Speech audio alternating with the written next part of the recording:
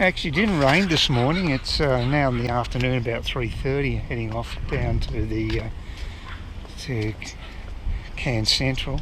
There's a dog yapping over there, but not the one that's opposite me, in the flat opposite, thank God. That yappy dog drives me crazy. Yes, could get some prescriptions and cheap port, hopefully. You've got to go at 4 o'clock though, given the local regulations. You can't go any earlier. They won't sell it to you, not in Cairns Central anyway. You can buy it at Murphy's up in Earl, no problem, but up the road a couple of kilometres, but not here. So it's interesting how the rules change. Well, there's one thing at least in life you can depend on, is AOC's is a pathological liar. She's done it again, talking about how she's worried about her life being threatened. It's actually interesting because it sort of reminded me of what happened with Pauline Hanson. She sort of said that too, about her life being threatened. But I'm sure it was probably more realistic in her case than in AOC's. I mean, this girl is dumb and power hungry, and she'll do anything to improve her political career. And now she's getting the Smollett name attached to her on Twitter because she's acting like Jussie Smollett. Remember that fake lynching that he tried to perpetrate, I think, in Chicago? It's just a ridiculous story. But these people have got no qualms about doing this. They just don't have a moral compass. They don't care. They just lie. It's just a normal part of their life. There's people like that around. They think it's fine to go through life just basically shredding the truth. And if you're a politician, it's very handy to have that attribute. And she doesn't disappoint. Also saw some footage from China, rather disturbing footage about.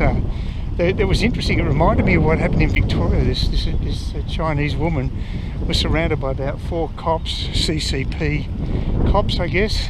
Well, they're in China, so I guess they've got to be connected with the CCP eventually, up the top of the tree, command tree. But anyway, they surrounded her just the same as a woman was in Collingwood in Melbourne. The same thing happened last year during the major lockdowns, and they're having lockdowns again in China, big time.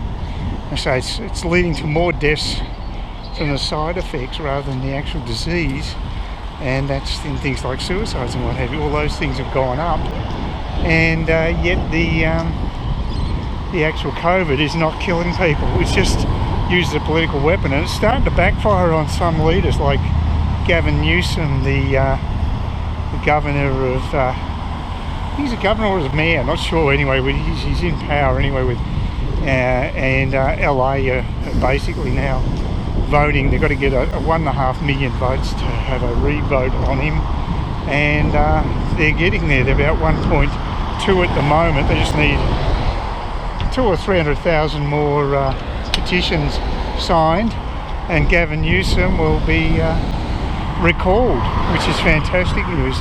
It'll be with another Democrat, mind you, but I guess they're not all as harsh as each other. Hopefully the other one will be more pragmatic, because that's what's really lacking in the Democrat Party, pragmatism. They just don't seem to have any of it anymore. They're just ideologues.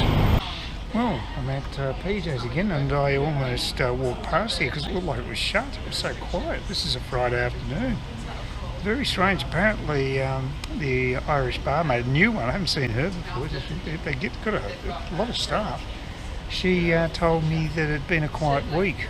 Apparently a lot of people had gone back for holidays and stuff like that, so there must have been a bit of a mini boom of people coming up to here after the lockdowns was removed, and now maybe people are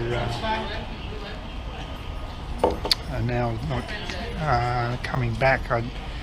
I know they're leaving, and it just would have been basically a burst of people during the holiday period, I guess. So, I don't know. That guy, I think, was trying to get my attention. I decided to not to use the camera as a way of not getting involved. I had a feeling he's probably going to hit me for some dough or something. So what the hell? I might be wrong. But he lost interest as I started talking to the camera, so there is an advantage to blogging there. It's not a bad day. It's warmish, but it's okay. There's a bit of a breeze. It's not too bad. Oh, and the big news is Woolworths have finally opened. They've got signs everywhere in Cairns Central.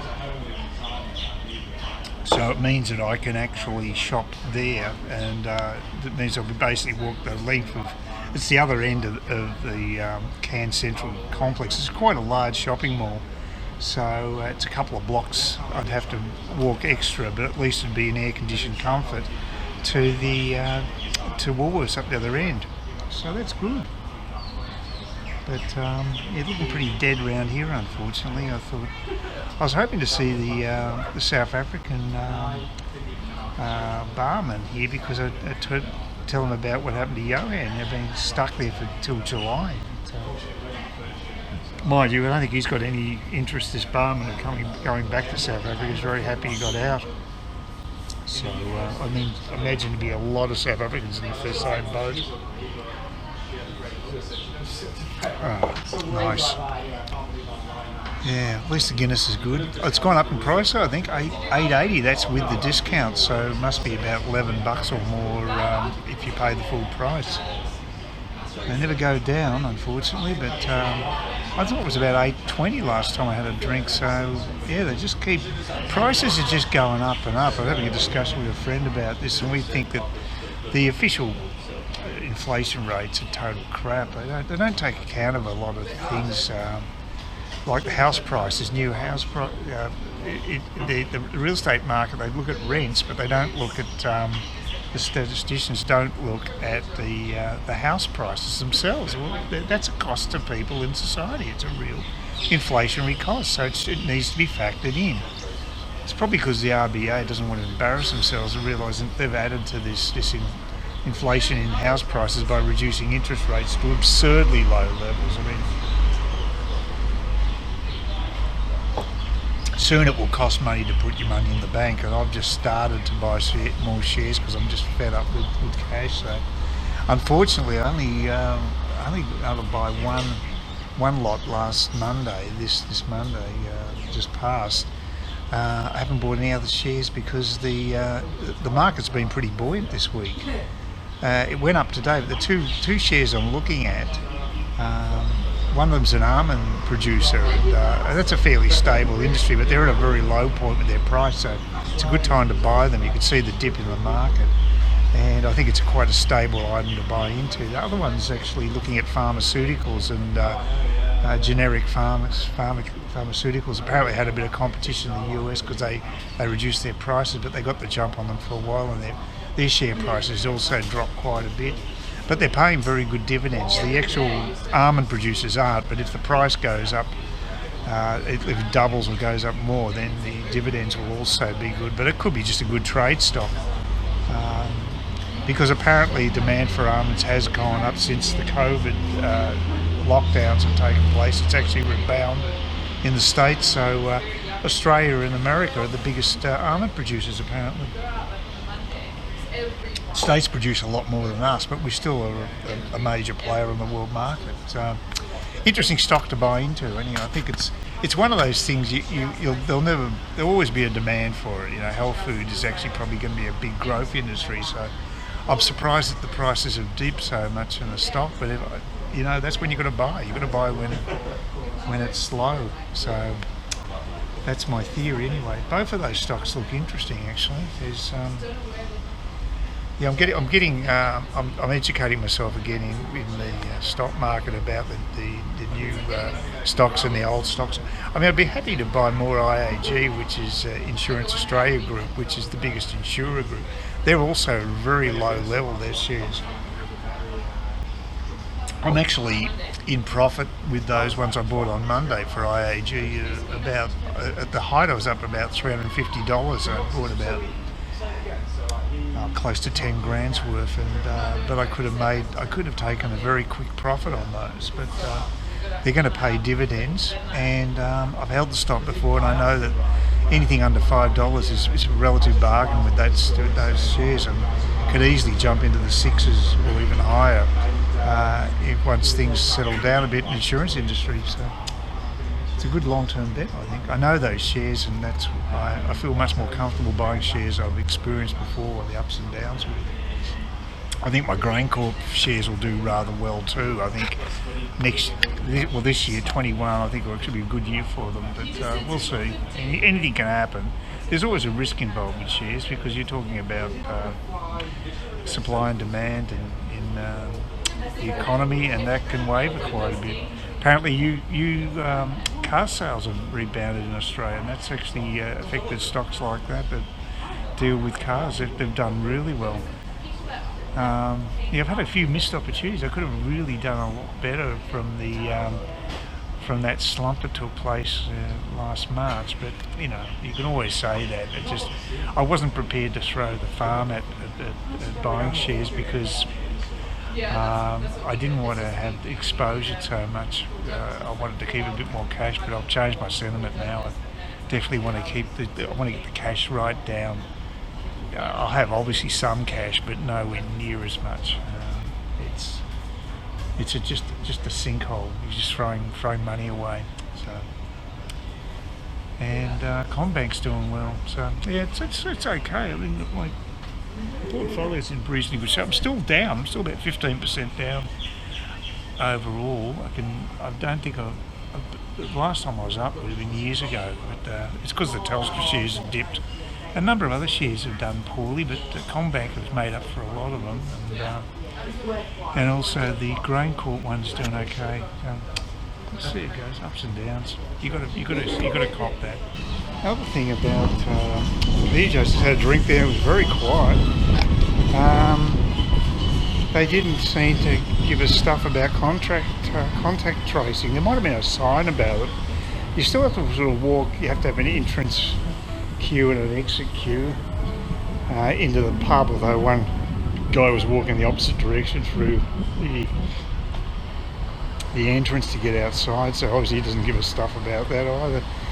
I think people don't even bother now with the contact tracing. It's just something that they have to do to placate the government, and I think look, it might be different at the pier. You had to actually line up. You have to go through a gatekeeper to actually get into the place, so if it's still like that, then you really can't avoid it. Although it's no big deal, I can just put it on my SMS, but there's no one even asking you to do that, so they've just gone slack, which I expect. I expect eventually, after many months or maybe years, that they'll look back on this corona thing as total madness and basically a grab for power by governments, and make it really designate as not being that much worse than a normal flu. As a matter of fact, the number of deaths in total are exactly the same per year basis. It's just substituting what they're putting on the stats as corona as opposed to normal flu, that sort of thing happening. So yeah, it's just playing with stats, and it's like I say, it's a power grab by governments in Australia. State governments seem to be the ones who really want the power. Probably the same in the US, different in different countries. My bus ain't coming, you have to wait a while for it. Not on the list, it's unusual. Mine's in the 40s range, 140 range, and unfortunately, no, and those are in 140s, they're in different parts of Cairns. Oh well, it's okay, I can live with it. Actually, they're coming fairly soon, so it shouldn't be too much longer. Hopefully 10-15 minute wait at most. Please consider subscribing to my channel if you think there's anything there of use to you, or entertainment or whatever. And either do that or give me a thumbs up, or if you're feeling really energetic, do both. That'd be great.